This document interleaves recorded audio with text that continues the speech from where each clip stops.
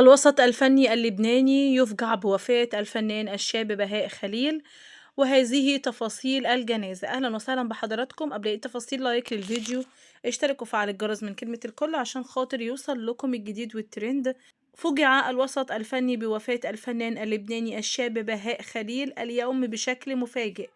توفي بهاء في لبنان أثناء زيارته القصيرة للقاء أهله بعد عودته من دبي، وجاء وفاته صادما لجمهوره الذي كان ينتظر أعمالا جديدة لبهاء كان قد كشف إنها ستشكل نقطة تحول بمسيرته، ولكن شاء القدر أن يغادر بهاء العالم قبل أن يلمس نجاح أمنياته وأحلامه.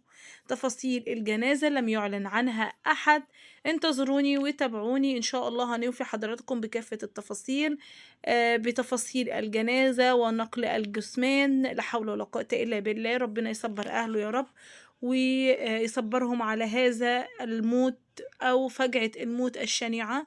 ربنا يا رب يعفينا ويكفيكم شر موت الفجأة، اللهم آمين يا رب.